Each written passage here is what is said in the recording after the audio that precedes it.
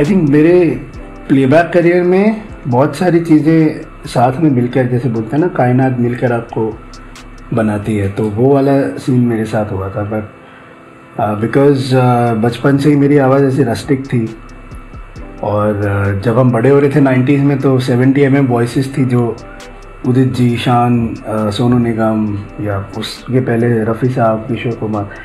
तो मुझे नहीं लगता था कि मैं एक प्लेबैक सिंगर बन पाऊँगा कभी। लेकिन फिर 90s में बहुत सारे फोक या सूफी आर्टिस्ट बॉलीवुड में भी आए, और उनके बाद ऐसी आवाज़ों को भी मौका मिलने लगा जो थोड़ी सी हस्की है, या रस्टिक है, या रफ, या जिसको बोलते हैं रॉ जिसको बोलते हैं।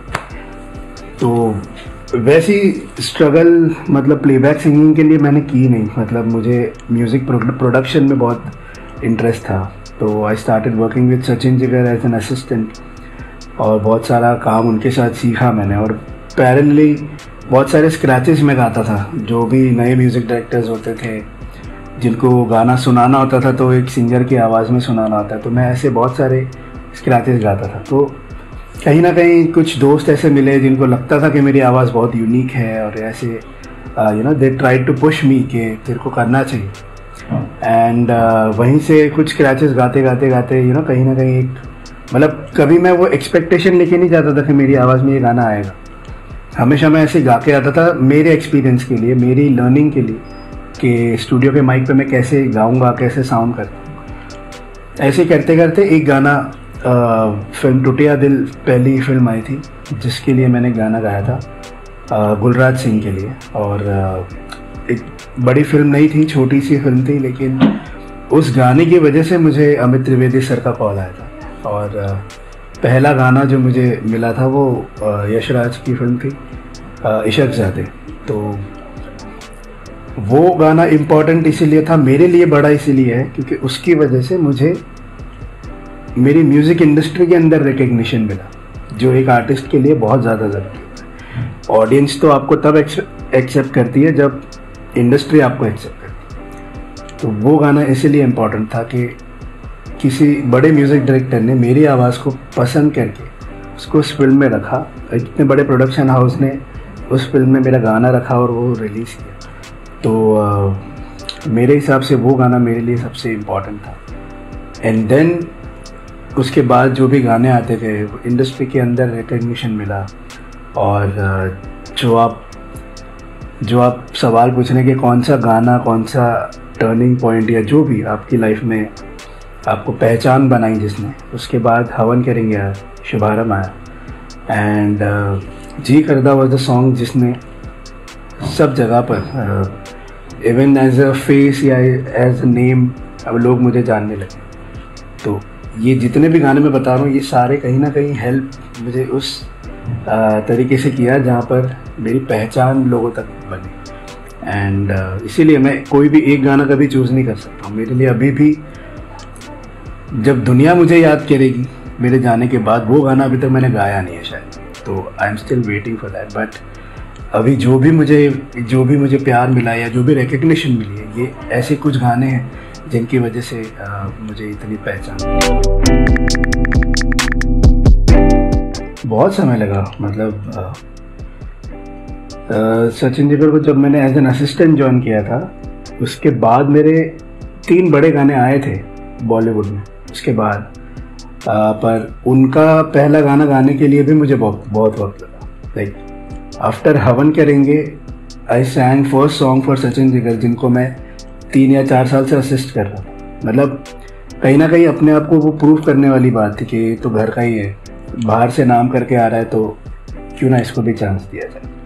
So that's how I सैंग for शुद्ध देसी रोमांस। जब उसका म्यूज़िक बन रहा था, उनके लिए पहला गाना जब मैंने गाया था वो शुद्ध देसी रोमांस था। एंड बाकी तो वैसे बहुत सारे फिल्मों में बैकिंग वोकल ज़्यादा आप गा रहा हूँ कुछ, कहीं ना कहीं उनके म्यूज़िक में मेरी आवाज़ होती थी, बट प्रॉपर गाना मैंने शुद्ध देसी रोमांस का गाया था। उसके बाद में देन बहुत सारे गाने आए। एंड बदलापुर का जब म्यूज़िक बनना शुरू नहीं हुआ था, द फर्स्ट टाइम जब हैप्पी एंडिंग के म्यूज़िक के दौरान जो प्रोड्यूसर वो सेम ही थे, दिनेश विजन, उन्होंने कॉल करके बोला आज हम लोग बदलापुर का गाना बनाएंगे। और इन्होंने कुछ बनाया नहीं था। इन्होंने बोला था कि हमारे पास एक आइडिया है, हम आपको सुनाएंगे, बट उन्होंने बोला कि मैं आ रहा हूँ सुनने के लिए, और उन्होंने कुछ बनाया नहीं था। और मतलब आधे घंटे में एक आइडिया आया था कि ऐसा एक गाना बनाएंगे। सो आई थिंक पहले गाने से लेके जी करदा तक आई थिंक समवेयर अराउंड 3 या 4 साल का गैप हो। उतने टाइप स्पैन ऑफ टाइम में बहुत सारे अलग अलग गाने मैंने गाए, लेकिन जी करदा वॉज आफ्टर 4 years जो मेरा पहला गाना था। तभी भी ऐसा क्या बोलते हैं, कंफर्मेशन नहीं था कि ये मेरी आवाज़ में रहेगा, बिकॉज आई वॉज असिस्टेंट, तो मैं वहीं था। और सर दिनों सर आने वाले थे, उसके पहले उन्होंने कोई गिटार का रिफ लगा दिया, मुझे बुलाया, अरे 2 लाइन ऐसे गा दे, छल्ली कर दे सीना मेरा, फलाना ढिकड़ा, ये सब चल रहा है। एंड देन दिनों सर जब आ गए थे तब हमने उनको खाली एक आइडिया सुनाया था कि ऐसा एक गाना है, जी करदा मर जानिया जी करदा मर जानिया। तो he was very kicked about, क्योंकि उनको रिवेंज का एक गाना चाहिए। सो करते करते रिकॉर्ड करते करते मैं स्क्रैच गा रहा हूँ। फिर दिनों सर ने बोला था कि इसके लिए इतना बड़ा गाना बनाना है, ये करना है, वो करना है, एक नई आवाज़ ढूंढेंगे इस गाने के लिए। तो मुझे उस बात का गुस्सा आया था कि नई आवाज़ क्यों ढूंढेंगे जब मैं गा रहा हूँ। तो मैंने बदलापुर का गाना वो नई आवाज़ ढूंढने के बदले में गाया था, इसीलिए वो एंगर या इतना वो पावर जो उस गाने में उस टाइम पे लगा था। एंड जब मैंने वो स्क्रैच रिकॉर्ड किया था, फाइनली प्रोसेस जब जी करदा का चल रहा था, आई थिंक 1-2 महीना उस गाने के पीछे मेहनत चली, लेकिन जो उसका स्टार्ट ऑफ द जो सॉन्ग का जो वॉइस है वो तभी का ही है जब मैंने उस रात को 12-1 बजे जो मैंने गाया था वही फाइनल ऑडियो में आया।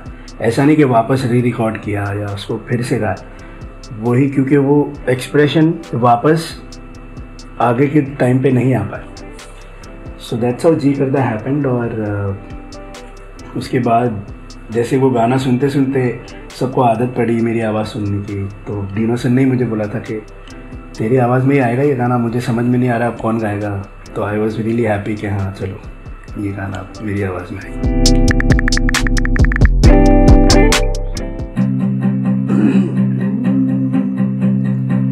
छल्ली कर दे सीना मेरा, छल्ली कर दे सीना मेरा, छल्ली कर दे सीना मेरा, दाद सारी गोलियां नी अज मेरा जी करदा मर जाने, अज मेरा जी करदा मर जाने, नी मेरा जी करदा मर जाने, अज मेरा जी करदा। मुश्किल कर दे जीना मेरा, मुश्किल कर दे जीना मेरा, मुश्किल कर दे जीना मेरा, हंसते हंसते मिट जाने, यानी मेरा जी करदा मर जाने, अज मेरा जी करदा मर जाने, नी मेरा जी करदा मर जाने, अज मेरा जी करदा।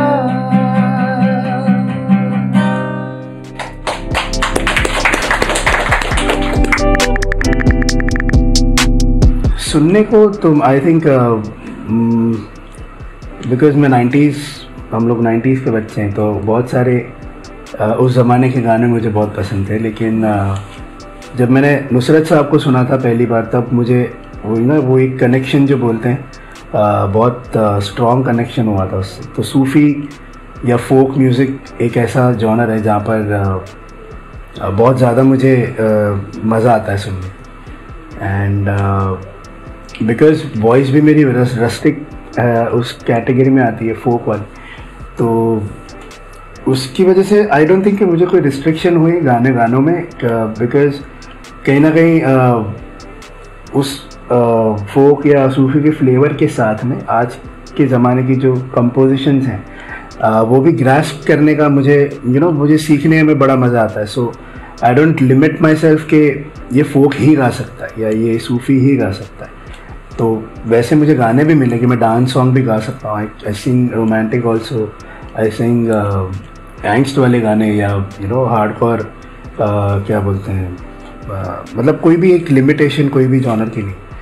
And not even Bollywood, I think south industry में भी जितने भी मैंने गाने गाए एक से एक अलग अलग, एक दूसरे से बहुत डिफरेंट गाने हैं। एंड अगर आप सुनोगे मनोहरी जो गाना है, उसका स्केल इतना नीचे है कि लोगों को ये समझ में भी नहीं आता कि मेरी आवाज़। सो कहीं ना कहीं बहुत सारे कंपोजर्स ने ही ये बहुत बार मुझे बोला भी है कि तेरी आवाज़ में रोमांटिक सॉन्ग्स भी ट्राई करने चाहिए, यू शुड ट्राई सिंग थोड़ा नीचे वाले स्केल के गाने भी गाने चाहिए। सो मैंने इवन गुजराती इंडस्ट्री में भी मैंने बहुत सारे ऐसे गाने गाए हैं जो मेरे ऐसे लोगों को लगेगा कि इसके जॉनर का नहीं है, बट मैंने गाए। सो उसकी वजह से कोई रिस्ट्रिक्शन नहीं है, but yes, Sufi and folk are the genres जहाँ पर थोड़ा इंटरेस्ट मेरा ज़्यादा है। I like to listen. Sing में तो मेरे को कुछ भी दे दो यार, मैं तो मतलब आई डोंट थिंक कि उसमें हम लोग पिक कर सकते हैं। आई थिंक बहुत मेरे लाइफ में बहुत सारे ऐसे पेपी नंबर्स या डांस सॉन्ग्स या थोड़ा क्वर्की जॉनर, अमित त्रिवेदी के साथ में बहुत सारे ऐसे गाने स्टार्टिंग में गाए थे। Shubharambh was a new sound all together for a Bollywood movie. Allah Meherbaan मैंने गाया था उनके लिए, विच वॉज ए कवाली, जो एक अलग ही साउंड के साथ आई थी। सो मेरे को ऐसा लगता था कि ठहराव वाले जो गाने होते हैं, जो थोड़े जो आज अरिजीत सिंह के आवाज़ में हमको बहुत ज़्यादा अच्छे लगते हैं, वैसे टाइप के गाने मुझे गाने का शौक पता नहीं, बट मुझे वैसे गाना है कि एक सिंगर की गायकी में ठहराव बहुत ज़्यादा ज़रूरी है। एंड कहीं ना कहीं मुझे मौका मिला, एक फिल्म आई थी दिल धड़कने दो, जिसमें एक गाने में सिर्फ 4 लाइन थी मेरी, लेकिन उस 4 लाइन ने मेरे को मेरी सिंगिंग के बारे में और सिंगिंग क्या होती है उसके बारे में पूरा, obviously Shankar ji was a composer, तो उन्होंने मुझे सिखाया था कि कैसे आपके गाने गायकी में ठहराव आ सकता है। सो आई थिंक वो एक जो 4 लाइन थी वो मेरे लिए बहुत इम्पोर्टेंट थी। एंड मैं उसके बाद मुझे लगा कि हाँ, मैं ऐसे गाने भी गा सकता हूँ, लेकिन उसके पहले सब हवन करेंगे और ये ऐसे मस्ती वाले गाने चल रहे थे। तो या मुझे ठहराव वाले गाने गाने का शौक। हाँ, आर्टिस्ट आई थिंक एक बहुत ही बड़ा ब्लफ मास्टर होता है। उसको कितना भी आपकी लाइफ में प्रॉब्लम या टेंशन, जब वो काम आपके पास आता है ना, तब आप या तो आप कोशिश करते भुलाने की, या अचानक वो गायब हो जाता है। बिकॉज क्योंकि आपको इतना कुछ दिया है उस काम ने, या आपको इतना सारा जिसकी वजह से आप जाने जाते हो, उस काम को ही अगर आप इफेक्ट करने लगोगे तो आई डोंट थिंक कि आप इतने ज़्यादा इंटरेस्टेड उस काम के लिए। मेरे केस में ऐसा होता है कि बहुत सारी चीज़ें चलती हैं, लाइक जैसे जो पहला इशक ज़ादे जो मुझे गाना मिला था, दैट वाज द टाइम जब लाइफ में बहुत सीरियस क्राइसिस चल रहे थे, बहुत सारी चीज़ें फेवर में नहीं थी। बट जब मैं वो स्टूडियो में गया, आई स्टिल रिमेंबर, मुझे चक्कर आ रहे थे बिकॉज मैं सो नहीं पा रहा था, बहुत सारे अलग टेंशन थे, मेरा भांजा हॉस्पिटल में था, बहुत सारी चीज़ें थी। बट जब मैं वो स्टूडियो में गया और पहली बार अमित त्रिवेदी से मिला और मैंने गाना सुना, और वो उसके बाद जब मैं वो गाने के लिए जब मैं वहाँ पे था 2-3 घंटे जितने भी मैं था, वो सिर्फ मैं गाने के ऊपर ध्यान था। तो आई थिंक वो ब्लफ आपको खेलना पड़ता है एज एन आर्टिस्ट, क्योंकि सामने जो आपके लिए वेट कर रहा है या जो आपको काम दे रहा है, उसको ये नहीं पता कि आपकी लाइफ में कितने टेंशन। आई थिंक हर एक की लाइफ में, कोई भी फील्ड का आदमी जब वो अपने काम पर जाता है तो वो कोशिश उसको हमेशा करनी चाहिए कि आपका 100% फोकस इस काम पर हो। अदर दैन डैट बहुत ज़्यादा सीरियस सिचुएशन है, बहुत ज़्यादा मतलब आपकी लाइफ उसके ऊपर टिकी हुई है, वो सिचुएशन आई डोंट थिंक अभी मेरी लाइफ में आई है। बट उस टाइम पे क्या रिएक्शन होगा या क्या फोकस होगा मुझे वो नहीं पता। बट छोटा मोटा जो भी लाइफ में होता है, आई डोंट थिंक मैं उसको अपने काम पर हैम्पर हूँ। बहुत इम्पोर्टेंट होता है सर। हम लोग तो फिर भी my dad is a musician, उन्होंने अपने लेवल पे जितना हमको दिया, जितना रहने लिए किया, वो एक बहुत अच्छी लाइफ उन्होंने दी। वो स्ट्रगल तो कभी रहा ही नहीं। And being born and bought up in Mumbai, रहने का टेंशन नहीं, खाने का टेंशन नहीं, कुछ नहीं। सो उस लाइफ को उसके ऊपर वाले लेवल पे लेके जाने का जिम्मेदारी हमारे पे था। सो इट्स नॉट कि वो घर में लाइट नहीं है, पढ़ाई करने के लिए लैम्प के नीचे बैठा है, ऐसी ज़िंदगी नहीं थी। बट उस जो भी थोड़ा बहुत हमको मिला था उसकी भी रिस्पेक्ट करते हुए हमको वो डिसिप्लिन गाने का, बिकॉज मैं एक म्यूजिशियन फैमिली से बिलोंग करता हूँ, तो वो डिसिप्लिन हमेशा से पहले से ही, बचपन से ही था। मैं 8 साल की उम्र से गा रहा हूँ, तो रियाज का टाइम और जो भी काम मुझे, जब मैं बड़ा हुआ तो मुझे म्यूज़िक प्रोग्रामिंग का काम पसंद आया, रिकॉर्डिंग का काम पसंद आया, तो वो सारी चीज़ें सीखने का इंटरेस्ट, वो सारी चीज़ों को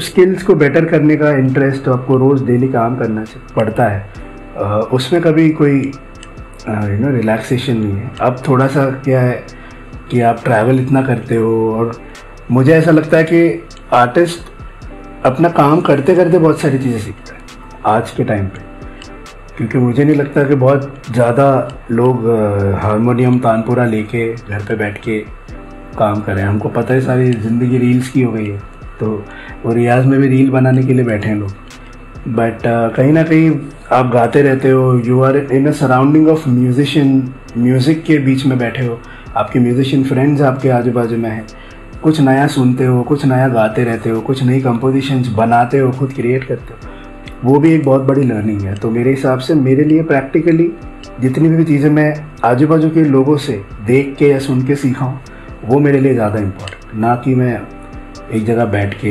हाँ, वो रियाज जब मैं बड़ा हो रहा था तब बहुत इम्पोर्टेंट होता है, बहुत ज़्यादा सीरियस होता है, बिकॉज जब एक मेल आवाज़ बड़ी होती है, आपकी वोकल कॉर्ड्स चेंज होती है, दैट्स द टाइम व्हेन आपकी आवाज़ बनती है। वो आगे आपकी लाइफ में आपकी आवाज़ कैसी सुनाई देने वाली है, वो एक बहुत ही क्रूशियल टाइम होता है जहाँ पर आपको रियाज बहुत ज़्यादा इम्पोर्टेंट होता है। तो आई थिंक मेरी फैमिली की गाइडेंस की वजह से मैं उस चीज़ को आराम से पार कर पाया। बहुत सारे ऐसे लोग हैं जिनका कोई म्यूज़िकल बैकग्राउंड नहीं होता, उनको नहीं आइडिया होता क्या होता है क्या नहीं। So but that way I was blessed. और हर बच्चे की तरह या हर उस आर्टिस्ट की तरह कभी कभी आपको थोड़ा कंटाला आता है कि यार क्या रियाज करूँ, बट आज उसका वर्थ मुझे समझ में आता है कि कितना इम्पोर्टेंट था वो टाइम जब मुझे डांट के या बिठाते थे कि आपको रियाज कर, तो वो आज जाके काम आ रहा है। सो यस, डिसिप्लिन और पेशेंस सबसे ज़्यादा हमारे प्रोफेशन में बहुत ज़्यादा ज़रूरी है। ऐसे बहुत सारे गाने हैं, लाइक मेरे grandfather was a music composer, V Shantaram, उनकी बहुत सारी फिल्में उन्होंने एज ए कंपोज़र की है, उनके बहुत सारे गाने हमने सुने। बहुत सारे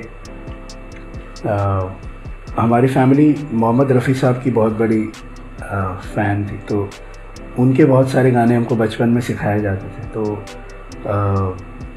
उनमें से एक गाना, ये दिल तुम बिन कहीं लगता नहीं, हम क्या करें, ये दिल तुम बिन कहीं लगता नहीं, हम क्या करें, तुम्हें कह दो अब है जाने वफा, हम क्या करें, लुटे दिल में दिया जलता नहीं, हम क्या करें, तुम्हें कह दो अब है जाने वफा, हम क्या करें, ये दिल तुम बिन कहीं लगता नहीं,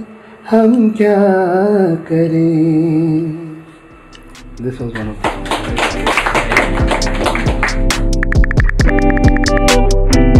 हाँ, मतलब प्लेबैक के लिए डांटनी पड़ती है। अभी वो सब बोनस है उनके लिए। उनको चाहिए था मम्मी को कि एक गाना ऐसा मिल जाए, प्लेबैक सिंगर बन जाए। अब तो गाना आते रहता है तो they are like more proud of it. But या लाइफ में अगर कभी कुछ प्रॉब्लम हो जाती है तो वो पापा का अभी भी वो रहता है थोड़ा सा। बट हाँ, मेरी माँ के लिए तो क्या है, मैं कुछ भी हाँ भी करूँ तो उसको अच्छा लगता है, हाँ वाह वाह क्या गा रहा है। बट हाँ, थोड़ा सा कॉन्शियस मैं वैसे रहता हूँ, बिकॉज जस्ट अभी एक इवेंट ऐसा था जहाँ पर मुझे भजन गाना था और ऐसी ऑर्गेनाइजर ने बोला था कि आपकी फैमिली भी साथ में है तो उनको आगे बिठा, मतलब उनको सबको पीछे बिठाना, सामने कोई नहीं बैठना चाहिए क्योंकि मैं उनको देख के कॉन्शियस हो जाता हूँ। तो या अभी भी वो कॉन्शियसनेस थोड़ी रहती है।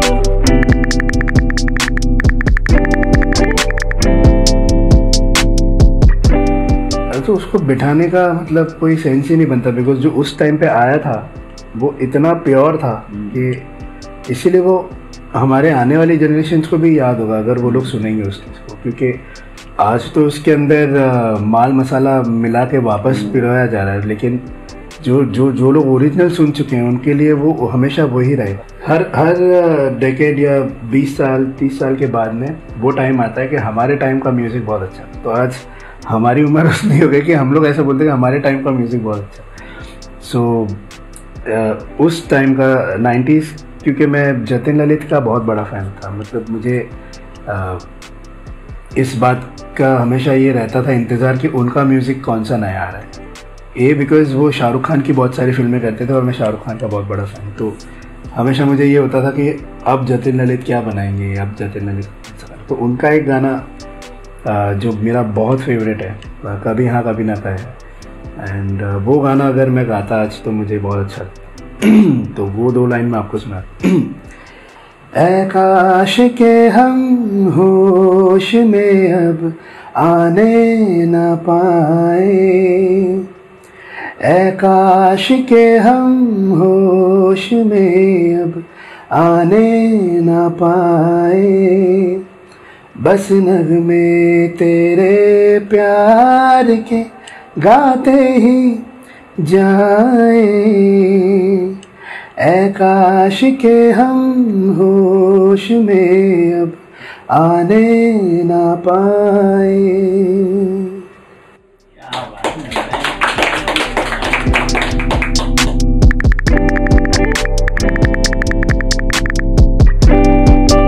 मुझे गुस्सा आता है तो मैं ऐसा सबसे मेलो गाना सुनता हूँ क्योंकि वो मेरे को गुस्से को ठंडा कर देता है।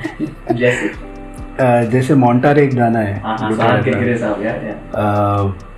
वो मुझे बहुत पसंद है, तो मैं गुस्से में जी करदा ही मैंने गाया आज तक। मुझे ऐसा लगता है कि वो वही एक गाना है जिसको एंग्स्ट में, और जैसा आपने बोला कि जी करदा के बाद बहुत सारे आपको ऐसे गाने मिलेंगे, लेकिन जितने भी गाने लोगों ने बनाए या जिन्होंने कंपोज किया उनको ये चाहिए था कि मेरे को वो जी करदा वाला एग्रेशन या वो चाहिए मैं, बट वो कंपोजिशन जो उन्होंने बनाई है उसके अंदर वो बात बोल ही नहीं रहे।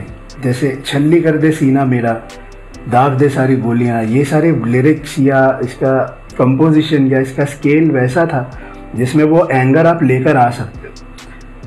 बाकी जो भी गाने मुझे मिले उसमें लोग ये ढूंढने की कोशिश करते हैं कि हमको वो वाला एंग्स चाहिए, ये चाहिए। अल्टीमेटली इट्स द वॉइस जो आप सुनते हो, उसके एक्सप्रेशंस, उसका ट्यून या उसकी जो भी रेंज है, वो उस कंपोजिशन को आप दिमाग में रख के अगर रेप्लिकेट करने की कोशिश करोगे तो वो वैसा नहीं आएगा, बिकॉज उस जो जी करदा का इमोशन था वो प्योर था, वो पहला हमने ट्राई किया था। तो आई डोंट थिंक कि उसके बाद मैंने इतना एंग्स्ट वाला कोई गाना गाया है।